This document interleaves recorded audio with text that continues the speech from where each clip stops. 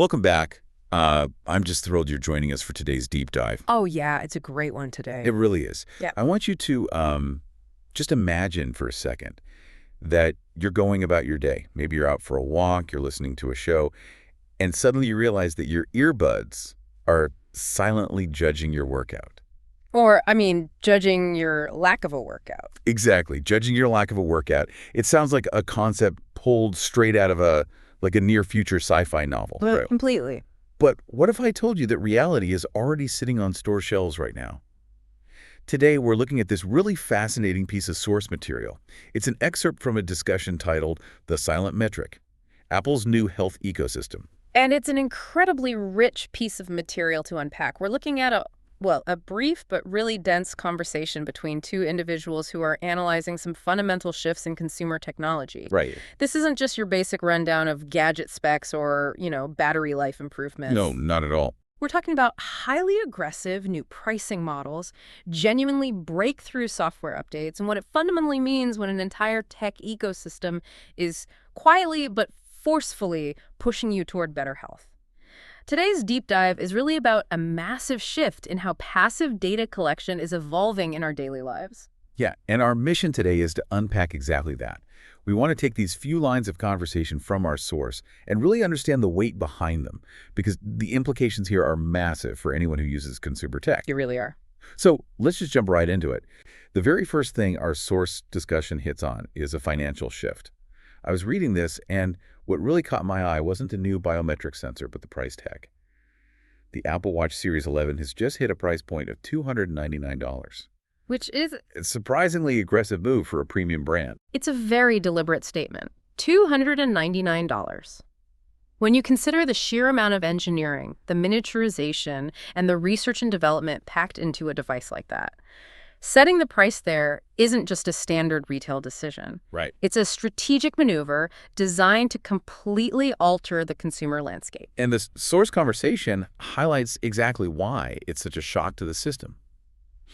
One of the speakers points out, completely bewildered, that this device originally launched at $400, what feels like, and I quote, 5 minutes ago. Yes. Let's chew on that for a second, because that 5 minutes ago feeling is a very specific and honestly often frustrating consumer experience. Oh, absolutely. You buy into a premium product, you pay that early adopter tax of $400, and before you've even fully broken it in, the price is slashed by a quarter. It's a profound market correction, and you're right, it's usually not a very pleasant feeling for those early adopters. Oh, not at all. That kind of rapid price depreciation, going from $400 down to $299 in what feels like the blink of an eye, is practically unheard of in premium consumer electronics unless a product is struggling. Right, like a fire sale. Exactly. But our source makes it clear that failure is definitely not the case here. When a price drops that fast intentionally, it completely recalibrates consumer expectations. But doesn't that risk devaluing the brand? I mean, dropping to $299 pushes this from an aspirational tech purchase to a baseline utility. It feels like they're treating the watch the way broadband companies treat a Wi-Fi router. Yes. Like it's just the necessary hardware you need to get onto their network. What's fascinating here is that you've hit on the exact underlying strategy. This isn't a clearance sale. As the source text points out, this pricing is a way the ecosystem is basically begging you to get healthy. Wow, begging you. Begging you. Think about what a company gains by severely cutting their own hardware margins. They're lowering the barrier to entry so drastically that almost anyone who is vaguely interested in their health can now participate. Right. They are shifting the identity of the product from a luxury status symbol to a ubiquitous health appliance. So they're treating the hardware as a loss leader, or at least a much lower margin gateway, to lock you into the broader ecosystem. Yes. They just want the device on as many wrists as physically possible. Precisely. They are trading immediate hardware profit for ubiquitous ecosystem adoption. If the barrier to entry remains at $400, you only capture the tech enthusiasts, the biohackers, and a specific affluent demographic. Yeah. But when you drop it to $299 so rapidly, you capture the mainstream. You capture the people who might be on the fence about tracking their health. The ecosystem is essentially subsidizing your entry into their platform. Because once you're in... Because a user deeply entrenched in a health ecosystem, relying on it for daily biological feedback, is a user who will likely never leave that brand's orbit. I want you, the listener, to really consider the broader implications of that. Yeah. What happens when premium clinical-grade health tracking becomes highly accessible to the masses? It changes everything. It does. What happens when the financial excuse not to track your health is suddenly removed from the equation? It sets the stage for a world where walking around without a comprehensive understanding of your own biology is seen as the anomaly. And that transition, moving from an optional gadget to an essential health monitor, relies entirely on what the device can actually do. The hardware and the aggressive price drop are really just the delivery mechanism. Right. The true paradigm shift is in the software that this $299 device is running. Yeah, if dropping the price builds the net, the new software update is what actually catches the fish. Well put. Okay, let's unpack this, because this is where the source material drops the real bombshell. It's the iOS 26 update. According to our source discussion, blood pressure monitoring is finally live on the Apple Watch. The detector for the silent killer, as one of the speakers in the source aptly calls it. The silent killer. Hypertension or high blood pressure famously has almost no symptoms until it causes a major medical event. To have a consumer device passively monitoring that on your wrists throughout the day is a monumental leap in preventative health technology. But what I really appreciate about our source material is that it doesn't just blindly praise the feature. It immediately addresses the historical skepticism. Which is very much needed. Because, let's be honest, consumers have heard promises from tech companies about groundbreaking health features for years, and a lot of them end up being totally useless in the real world. Oh, completely. The source discussion explicitly points out that this wrist-based blood pressure feature was long considered vaporware. Or worse, that early iterations of this kind of tech might just be a random number generator. And that skepticism is deeply justified if you look at the history of wearables. For years, the industry has struggled with the line between giving a user a number and giving them the clinical truth. Calling it a random number generator is a highly accurate way to describe the early days of fitness tech. You'd look at your wrist and it would say your sleep score was terrible or your stress was peaking, based on algorithmic guesses that often didn't correlate to physical reality. We've all been there, waking up feeling great, but your watch says you're exhausted. Exactly. So calling wrist-based blood pressure vaporware implies that the industry itself thought it might be mathematically and physically impossible to deliver reliable readings in a standard watch form factor without a traditional inflating cuff. Which makes the validation mentioned in our source so crucial.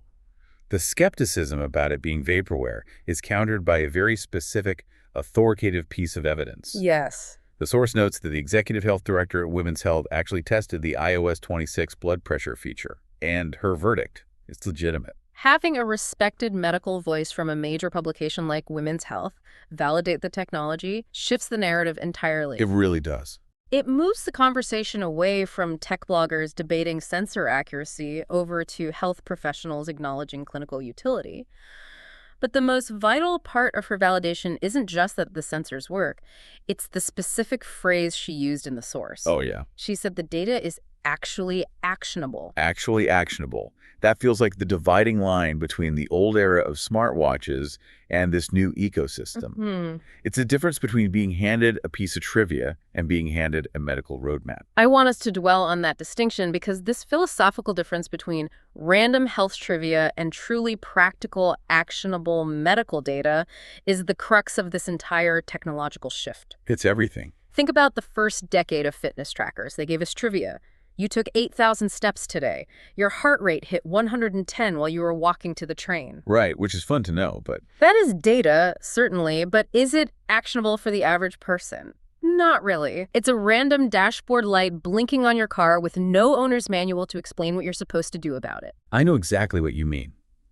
If my older watch tells me my resting heart rate was slightly higher yesterday, what am I actually supposed to do with that information? Do I call a doctor?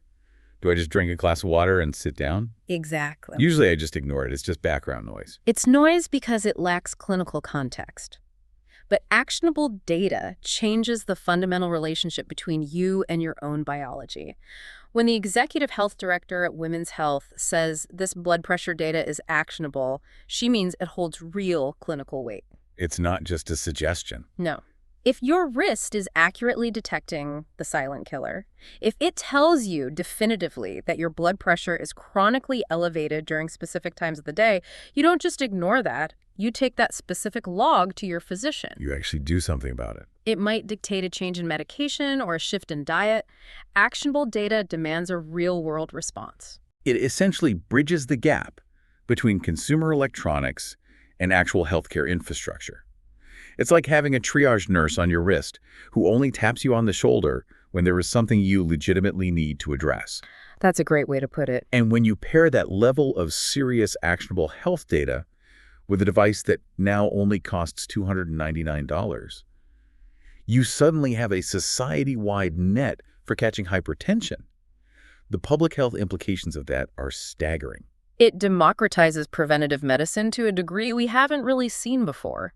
When you wear a device that provides actionable insights rather than trivial metrics, you are no longer a passive passenger in your own body. You have the tools to become an active manager of your health. Yeah. But as our source material reveals, this new health ecosystem doesn't just stop at your wrist. It definitely doesn't. If dropping the price and adding blood pressure to the watch builds the net, the next piece of hardware ensures there are absolutely no holes in it. Yep. Our source material introduces an audio twist that completely changes the dynamic of passive tracking. We move from the wrist to the inner ear. The source reveals that the AirPods Pro 3 now feature heart rate tracking directly inside your ear. It's a remarkable progression of biometric technology, and strategically it makes perfect sense. The ear canal is actually an incredibly rich site for gathering biological data.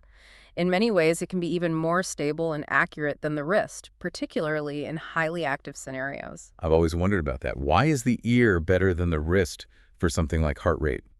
It comes down to what engineers call motion artifacts. Okay. Basically, when you're running or playing a sport, your wrist is flailing around.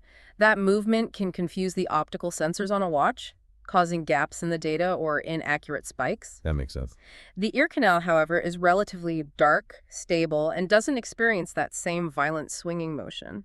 It allows the sensors in the AirPods to get a much cleaner, more consistent read on your pulse. The technical side makes sense, but the way the source frames it is just so funny and, honestly, highly relatable. One of the speakers jokes that now, if you forget your watch, your podcasts are judging your cardio. It's hilarious. It's such a striking image. You just want to zone out on the couch and listen to a history show, but your earbuds are in there silently logging your sluggish heart rate. As the source puts it perfectly, you can't hide from the metrics. If we connect this to the bigger picture, the ecosystem strategy becomes incredibly clear and perhaps a little daunting. Yeah, a bit. We started with the Watch Series 11 at a highly accessible $299, establishing a base layer of continuous health tracking on the wrist with that actionable blood pressure data via iOS 26. Right. Now we add the AirPods Pro 3, tracking your heart rate inside the ear canal. What we are witnessing is the construction of a comprehensive, inescapable health profile. It's a biological surveillance net, but one we're voluntarily putting on ourselves. That is precisely what it is. It's a multi-node biometric network operating on your own body. The wrist gathers one set of data, your movement, your blood pressure, your sleep stages. Okay. The inner ear gathers another, a highly accurate, continuous heart rate undisturbed by wrist movement. And these devices aren't just functioning in isolation, they are constantly communicating. Oh, wow. They are cross-referencing their data in the background. If you take the watch off to put it on the charger, the AirPods instantly take over the cardiovascular monitoring. Yeah. If you take the AirPods out, the watch is still there recording. You really can't hide from the metrics. If you skip your workout, the ecosystem knows. If you try to tell your doctor you're totally calm, but your AirPods know your heart rate is racing while you sit in the waiting room, the data doesn't lie. It completely envelops you in this persistent bubble of health awareness. And that brings us right back to the core theme of our source discussion, the silent metric. Between the aggressive pricing strategy and the inescapable nature of this multi-device tracking, the tech ecosystem is fully enveloping the user. It's a silent metric, but it is a relentless one. The company has made the financial cost of entry so remarkably low and the technological integration so seamless that opting out of health tracking almost requires more active effort than simply opting in. It really is an ecosystem that is, as the source said, begging you to get healthy. They are systematically removing every possible friction point. If the hardware was too expensive, they dropped it to $299. Right. If consumers didn't trust the data, they made it clinically actionable and got it validated by medical directors. If you keep forgetting to wear your smartwatch, fine, they'll just put the sensors inside the earbuds you're already using to listen to music anyway. It's a brilliant strategy, but it does feel incredibly pervasive. It's the ultimate realization of passive health monitoring. We have transitioned away from an era where you had to intentionally strap on a bulky, uncomfortable heart rate monitor across your chest and manually write down your blood pressure readings in a paper notebook. Nobody misses that. Exactly. We are now in an era where your everyday consumer accessories, the exact same things you wear just to text your friends and consume media, are quietly performing clinical-grade diagnostics in the background of your life without you having to lift a finger. It is a massive amount of change to process. Let's do a quick recap for you, our listener, to pull all these threads together from our deep dive into the silent metric.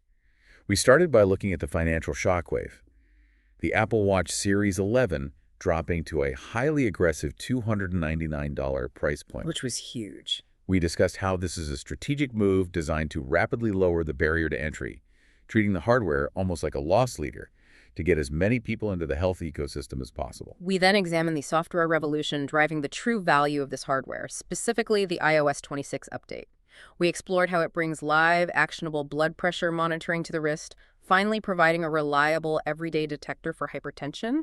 And crucially, we noted that this was validated by the executive health director at Women's Health as a tool for genuine, practical medical insight, pulling it far away from the old days of fitness trackers just generating random numbers. Finally, we looked at the inescapable nature of this ecosystem with the introduction of the AirPods Pro 3. By putting heart rate sensors directly inside your ear, the ecosystem ensures continuous monitoring. It creates a reality where even your podcasts are quietly keeping tabs on your cardio. Yay. So what does this all mean? Ultimately, it means that the consumer technology surrounding us is actively, constantly, and now very affordably pushing us toward better health. The traditional friction of self-monitoring has been almost entirely erased by this ecosystem. It has been erased. But as we embrace this frictionless, hyper-monitored lifestyle, it leaves us with a profound philosophical dilemma. If our entire tech ecosystem is now designed to relentlessly and silently track our deepest biological metrics, from the blood pumping through our wrists to the pulse echoing inside our ears, what happens to our peace of mind when there is literally no way to turn off the mirror reflecting our own mortality back at us? Wow, that is definitely a heavy but important thought to chew on. Thank you so much for joining us for this deep dive. We hope it gave you a new perspective on the invisible data flowing through the devices you might be wearing right this second. Keep learning, stay curious, and we'll catch you next time.